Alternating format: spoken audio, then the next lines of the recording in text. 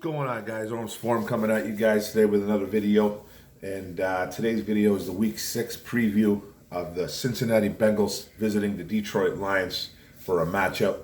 The 3-2 Bengals versus the 0-5 Detroit Lions. Sorry about the late video, guys. This is a late preview under some certain circumstances. Had to be done late. Sorry. I just had things had to get done around here, and this is the late video, and I'm doing it a few hours before the game. Now let's get to it. You guys know how I like to start it off with the injury report. Guard Deontay Smith for the Bengals has a knee, did not practice. He is out for the game. Wide receiver Mike Thomas, ankle full practice, questionable. Guard Jackson Carman, non-injury related, probably an illness, limited practice, questionable. Running back Joe Mixon, ankle, limited practice, questionable. Center Trey Hawkins has a knee, he's a full practice, good to go. Cornerback Charlie Phillips had an illness, full practice, good to go. Guard Quentin Spain, non-injury related, full practice, good to go. And quarterback Joe Burrow had a throat contusion going on, but he was full practice, good to go as well. Now on to the Lions.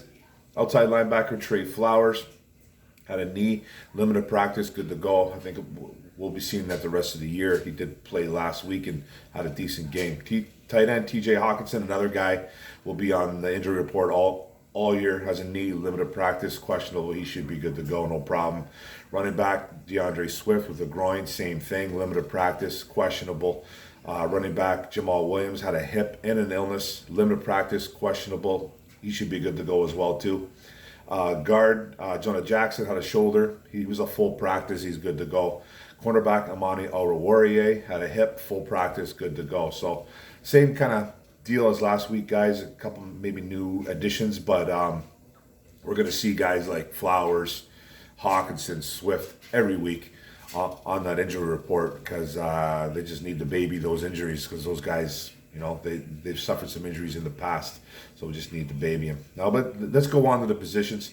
We'll start with the quarterbacks like we always do. The Bengals, because they are the away team, they go first. Joe Burrow, the LSU product, the #1 overall pick. This kid's the real deal, man. Then they got a backup, Brandon Allen, versus our guys. You know who our guys are: Jared Goff, David Blau. Check mark goes to Joe Burrow and Brandon Allen. All Joe Burrow right here. The kid is special. He has a nice arm. He's got swag to him. Weapons all around him. The check marks going to the Cincinnati Bengals with ease here. He's just a really good quarterback, a really good building block for that Bengals squad. Now to the running backs. The Bengals, Joe Mixon, a little bit banged up. I think he's a game-time decision. So far, he's going. If not, Chris Evans will take over the Michigan product, the rookie out of Michigan. And then they just had Samaje Perine, put him on COVID reserve. So they're a little bit thin at the running back position right now. But we got DeAndre Swift, Jamal Williams, two guys a little bit banged up, not 100%. Godwin Igwebuike and Jason Kabinda as the fullback. If I'm going to give the check mark here as a unit here, it's going to the Detroit Lions. Swift and Williams have been really nice 1-2 punch. Igwebuike's been contributing on special teams, and Kabinda, you know, even though I'm not the biggest fan of the fullback in today's game, I think it's archaic. I really do. I don't like the position. He's out there sometimes, and I don't even know why I'm talking about Jason Kabinda, to tell you the truth. Like, really, man. But if I'm going to give the check mark here, it's going to go to the Detroit Lions. Even though Mixon's a really good running back, when healthy, the kid runs hard, gets in the end zone, he can catch the ball, he does a lot of good things. I just think the overall wide running back core here in Detroit is better. So the check mark goes to the Detroit Lions. Now on to the wide receivers. The Bengals have some studs. Jamar Chase, the rookie out of LSU, Joe Burrow's boy. T. Higgins, a guy out of Clemson. Tyler Boyd, another guy. Auden Tate, Mike Thomas. Mike Thomas a little bit banged up, but I think he's good to go to this week. Now, there are three guys over there: Jamar Chase, T. Higgins, Tyler Boyd Boyd are 1A, 1B, and 1C. Chase, Higgins, and Boyd, I think, could all be number ones on a lot of teams, especially Chase and Higgins. Those two guys are special. Higgins is probably better than Boyd. Chase is just special. It's a kid that came onto the scene. A lot of controversy. Came out saying he couldn't even see the football at one point. You know, he had some things going on with his girlfriend on Instagram too as well. Dropping balls like crazy. Now he's just a stud. I think he leads the league right now in long touchdowns over 40 or 50 yards. I think he has 4 or 5 of them. But he lives in the end zone. Burrow looks for him constantly, and he's going to be a problem. And we'll get back to that a little bit later. But that's a great wide receiving core right there. It's probably the best in the league, in my opinion. Now with our guys, we're banged up all over the place. Khalif Raymond is probably our number one this week. Kadero Hodge probably will be starting too because of injuries. Amon-Ra St. Brown, the rookie out of USC, those three are probably our starters. Trinity Benson, we need him to step up. Now Cephas is on IR. That hurts us big time. They elevated Jerome Allison off practice squad. Tom Kennedy has kind of he's only dressed for one game this year. He's pretty much been inactive all year though. And I think McKinley might have gotten elevated off the practice squad too. I'm not 100% on that though, but he did. I'm pretty sure he did. But I think Jerome Allison will probably get the nod here because he's the veteran, been in the league for a little bit. But it'll be Raymond, St. Brown, Benson, and number 4, Kadero Hodge. We'll be starting with Raymond, I think. And then the 5th guy, I think, is going to be Geronimo Allison. Now, the check mark goes to the Bengals. It's not even close here. Enough said. Don't even need to discuss why. Go look at the numbers, and then you'll know why. Now, on to the O-line. Jonah Williams, one of their high-round guys, I think didn't play his first year. He's their left tackle. Quentin Spain, left guard. Trey Hopkins, center for the Bengals. Deontay Smith, the rookie, a little bit banged up, but I think he's going. And then Riley Reef, former Detroit Lion. That's the row line right there versus our guys. Penei Sewell, the rookie at Oregon. Jonah Jackson at left guard. Evan Brown, who will be playing all year because of Ragnow's injury. Big V, Halakuti Vaitai at right guard. And then Matt Nelson. Now, Decker has practiced all week, but he won't be playing. These two lines here in Cincinnati and Detroit have struggled mightily. Now, I don't really know who to give the check mark here to, because if we were all healthy, I think I would give it to the Detroit Lions. But right now, I'm going to give it to the Detroit Lions anyways. I think they're a little bit better than they are over there. Burrows gets mauled back there by that old line. He gets mauled. Doesn't have a lot of time, but when he does have time, he's got a lot of good weapons. So, and he throws his wide receivers open. So he doesn't have a lot of time back there, but he'll throw guys open. So he'll throw the ball before he really has to, and guys just get open because these guys are very good wide receivers. Now, this was kind of a tough decision, but I'm going to give the check mark to the Detroit Lions, and it's not by much. It's just barely squeaking by. We're in trouble with Evan Brown, even though he's a decent backup. You don't want your backups ever in there for a full 4 quarters, but that's just the way it's going right now. And we need Decker back, I think. So we got to get Matt Nelson out of there. So Sewell and Nelson do have big days today. Sam Hubbard and Trey Hendrickson are pretty good defensive ends, and we'll get to that in a bit too. So, but I'm going to give it to the Detroit Lions. Now on to the tight ends. The Bengals, they got C.J. Uzomah and Drew Sample versus our guys, T.J. Hawkinson and Darren Fells. Fells is more of a blocking tight end, red zone kind of guy. Hasn't really done too much in the red zone this year, though. And T.J. Hawkinson, who's been really, really, really quiet the past 3-4 weeks. I think he's playing hurt. He obviously is. He's always on the injury report. But it's You can almost see it sometimes. When you see Hawkinson coming off the field, you can see him with his hands on his hips. He's walking gingerly. He doesn't look right.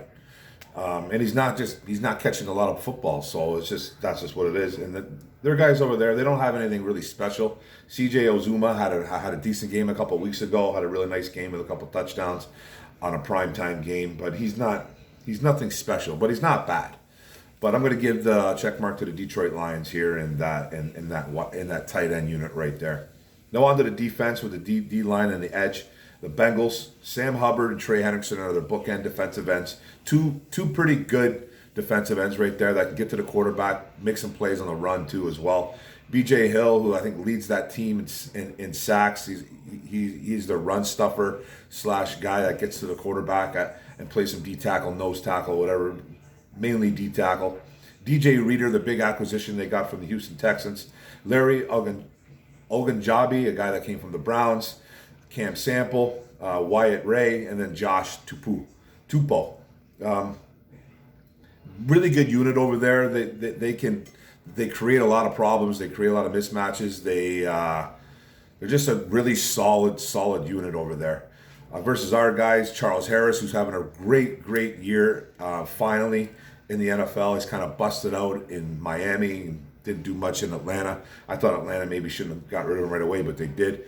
But Charles Harris is having a nice campaign for the Detroit Lions as a first-round guy, so finally living up to that first-round status. Trey Flowers is a little bit banged up, but he's back. Had a nice game last week. Michael Brockers, Nick Williams, Aleem McNeil, the rookie, Austin Bryant, Levi Onwuzurike, who finally had a really nice game against Minnesota Vikings and got noticed by the Detroit Lions staff. So the kid really needed that confidence boost. And then Julian Aquara and then John Penasini, who will be maybe rotating in and out a little bit with Ali McNeil. Kevin Strong, who was concussed, returned to practice, but he's not practicing this week. He won't play. I mean, he practiced this week, but he won't play. Still in concussion protocol. Jesse Lemonnier did get signed to the 53. It's an outside kind of linebacker edge guy that was a sack artist at Liberty, small school, but don't really care too much about what school you went to. He has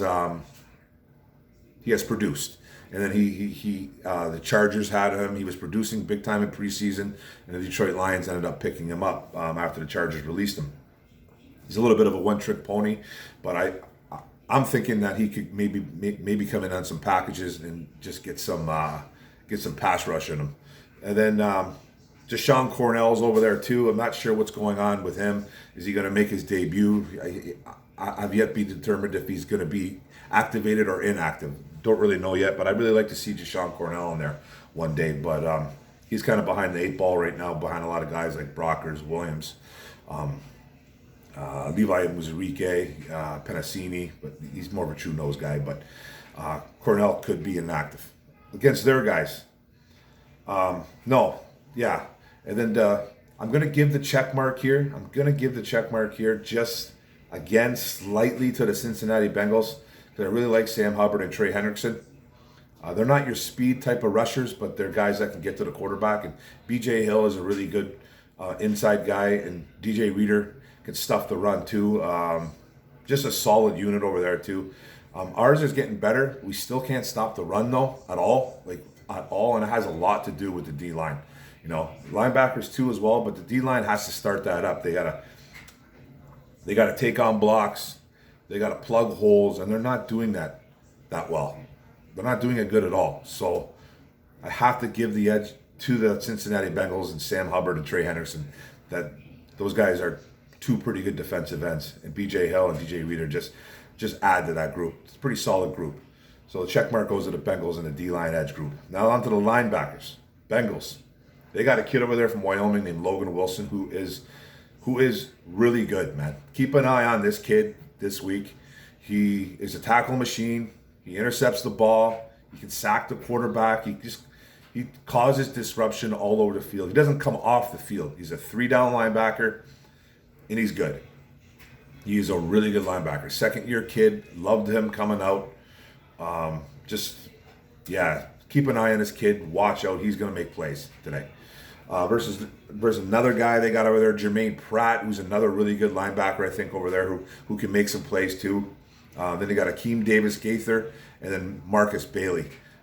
Jordan Davis, they had him, but he's on IR now, so I think I don't know how long, if he's on the 3-week IR or if he's done for the year. But that's a really good linebacking group, especially Logan Wilson and Jermaine Pratt. Look out for those two guys. Those guys fly around the field and make plays everywhere. These aren't your daddy's Cincinnati Bengals anymore. This is a good unit.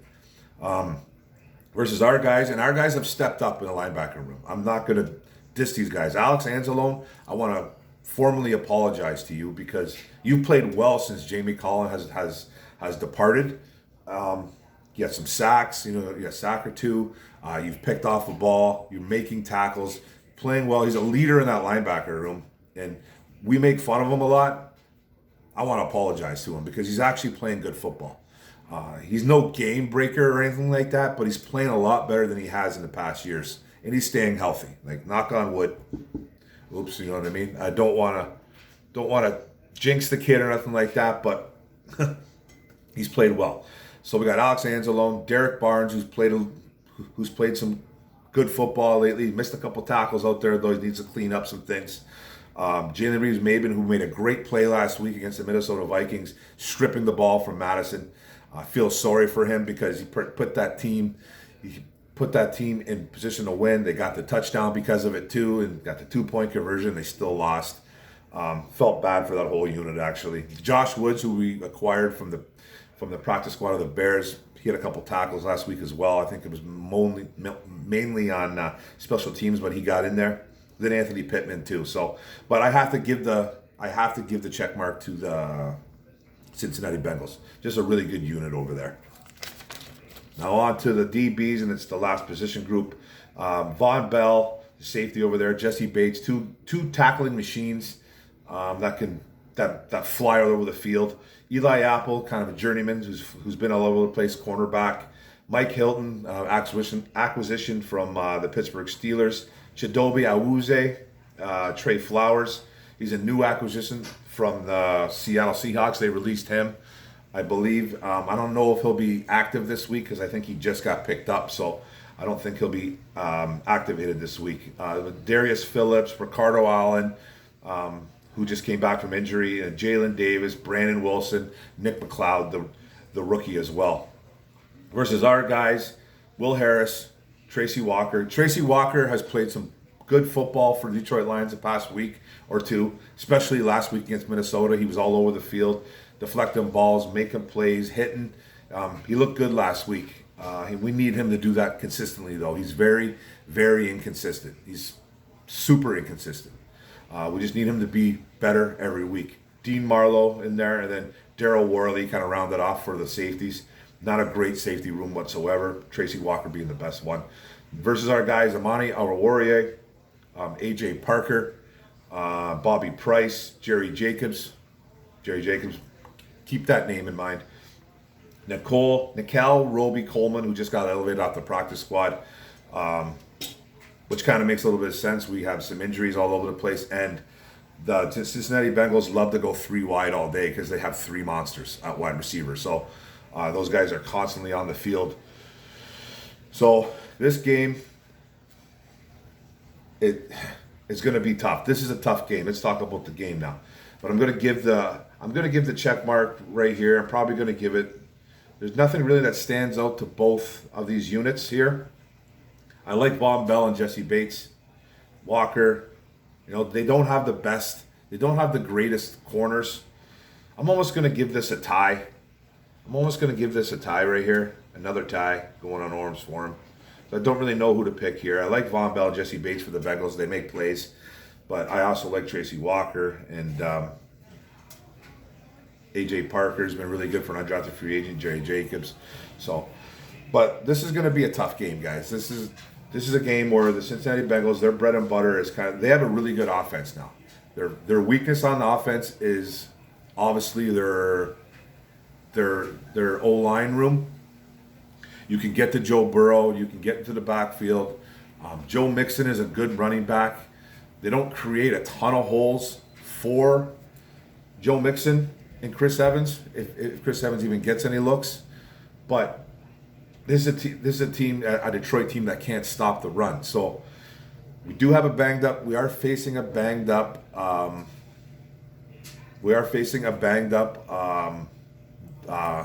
O-line over there. They're kind of young, couple of years, and it's a D-line that doesn't play the run well over here in Detroit. Now, I think they're going to throw the ball all over the field. Obviously, you have guys like Jamar Chase, T. Higgins, Tyler Boyd, an okay tight end unit, nothing special. It's just going to be tough to stop that passing game. Joe Burrow looks for Jamar Chase a lot. And apparently Jerry Jacobs is supposed to be locked on to Jamar Chase. Not sure how that happened. I think it's just because Amani Oruwariye is not a good corner, and I don't think he is a good corner at all. His covering skills this year have been exposed big time, in my opinion. And I don't know who he's going to cover. Maybe he's going to cover the big. I think Jamar Chase is big. T. Higgins is big. Boyd is kind of long. It's. I don't know who's going to be on who, but I keep reading that Jerry Jacobs is going to be on Jamar Chase. Good luck, Jerry Jacobs. I follow Jerry Jacobs on Twitter. I haven't really read anything about what he was saying. He does tweet a lot, though. But I did read that Jacobs is on him, so it makes me nervous. That makes me. Anybody would make me nervous facing that wide receiver room, anyways. And Joe Burrow will look for him. There's three options out there, big time. They got Auden Tate out there, like as a fourth guy. It's scary, and they got Mixon to mix in some run and pass, and he can catch the ball in the backfield. So that's a really good offense. I think they're going to score a ton. I just think they're going to score a lot, and it makes me nervous. Now, our offense versus their defense. They're not the greatest on stopping the run, but they do it okay. Like they think they're a little bit worse than middle of the pack. Our wide receiving room is completely decimated. We got guys like Kadero Hodge starting this week, I think. Trinity Benson's going to get a lot of looks now. Cephas is done. You're going to see a brand new Jerome Allison, who has never even taken a snap for a Detroit Lion. He's been on the team for 2 years. Opted out last year because of COVID. This year he's been on the practice squad, released practice squad. Now he's elevated onto the 53. I don't know how much playing time he's going to get, but it's just our wide receiver room is worse now. It gets worse every week. Now, when I say worse, I mean like just guys that haven't started are getting elevated. Like Kadero Hodge, I think he's played well the past couple of weeks. He's getting looks. He caught that 2-point conversion last week against the Vikings. He's making a couple catches down in games, a couple big catches actually, a couple first down catches. But now he's thrusted into that starting role. And we already got a quarterback here that is afraid to throw the football downfield. Like, we can argue that point all day, that he doesn't have weapons and all that stuff. And I agree. But this makes it worse.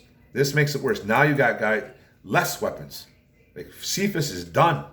Now your guy is Kadero Hodge and Khalif Raymond. And Khalif Raymond didn't even catch a ball last week. Not one. He got shut right out last week. So TJ Hawkinson needs to play well this week. They need to run the football. It's the same thing every week almost.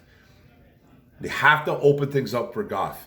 And Goff needs to start throwing the ball downfield,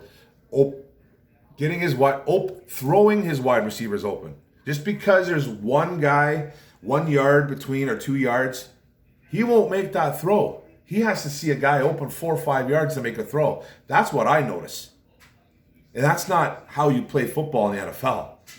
Just because 1 yard's 2 yards open, that's open in the NFL. You got to make that throw. The guy, at least attempt something. Constantly checking down, constantly getting sacked. And if you're going to get sacked, Jared Goff, hold on to the friggin' football. Hold on to it. Live another down. 2 hands, bro. 2 hands. Those baby hands are legit. It's real. Even though they say it's like, oh, it's completely overblown. I don't think it is. Either it's that, or he has the strength of a child holding on to that football. Hold on to it. That's all we want you to do. 2 hands, man, or throw it away. Do something. Live another down. You can't constantly be driving, because we're driving. We're making drives. It's just that we're either getting sacked and then out of field goal position, or losing the football when you're sacked. Or he's throwing picks deep into enemy territory. You can't do that as an NFL quarterback. So I think we're in a lot of trouble offensively today. I think we're in a ton of trouble. I can't trust Goff at this moment. I don't know how anybody really could. You even got his offensive coordinator Anthony Lynn throwing kind of shade at him a little bit, saying we can't constantly be just coughing up the ball, and that's on Goff, and that's on the O-line too as well. It's just not just Jared Goff. I'm not here just blaming Goff. It's on a lot of things. But hold on to the ball. He has to hold on to the ball. He's trying to make these spin moves out of when guys are rushing in with defensive ends, or when he's getting pushed. He's trying to make a spin move out and run, and he has the ball like flailing in his hand. Hold on to the football. And I think Sewell has a better day, and it's not that I'm putting any diss on Hubbard or Hendrickson. I think he'll be on Hendrickson. I think he's the right defensive end. Pretty sure he's the right defensive end, and Sewell's the left tackle. So I'm pretty sure that's how the Bengals run their team. I'm sure they flip-flop around every now and then. But Hendrickson is good, but he's not a speed rusher. He's not really a speed rusher from what I've noticed. He's got some power on him, though. He's a bigger kid, 6'4", about 270 plus. Good size on him. He almost kind of reminds me of Bosa, just not as good as Nick or Joey. Just not as good, but he kind of reminds me of their kind of style. He's not going to necessarily blow right by you. He's got some good pass rush moves, and he's got some power to him. So I think Sewell will have a better day against those guys. Let's hope. But we know what we need to do. We need to run the football. We need to stop their wide receivers. I don't know how we're going to do that. I really don't know how we're going to do that. We need to get to Joe Burrow, and we can get to him on that O-line. That O-line isn't good in Cincinnati. That's their huge weakness, is their O-line. Huge. If we can get to Joe, we can possibly win this game. I just don't know how that's going to happen with how good that wide receiving core is, because Joe Burrow throws his guys open. So, but prediction for the score, I think Jamar Chase is getting the end zone at least once or twice. Joe Mixon probably will too. Another guy, I think it's going to be 34-27 Bengals. Another tough game. You don't really know how we're going to pull this one off, just because our wide receiving core is just so banged up. It's so banged up, our offense, and we already got a scared quarterback. He's scared. He just looks scared constantly. So that's going to be tough. So I got 34-27 Bengals. You guys listen to how I think we should win this game, or how we're going to lose this game somehow. But I think we play it tough again. It'd be nice to get the win. Let's see what type of reaction they get after Dan Campbell was on that podium crying. They might come up just blasting for their coach and just, put a lot of points on the board and just play one hell of a defense. I just don't see it right now. I'm still not buying into it 100%. I'm bought in on the rebuild. I'm bought in on the build, actually, not the rebuild. I'm bought in on this build. I'm not bought in on wins and losses just yet. Prove me wrong, Detroit. Get the win. I just don't think it's coming. 34-27 Bengals. Thanks for the video. Too long of a video again, but I'm just rambling. Don't forget to hit the subscribe button, and don't forget to hit the notification bell, get all my videos. Don't forget to like and comment, and it's all about the likes and comments. Let's go Lions. Let's go. It's game day. Boom.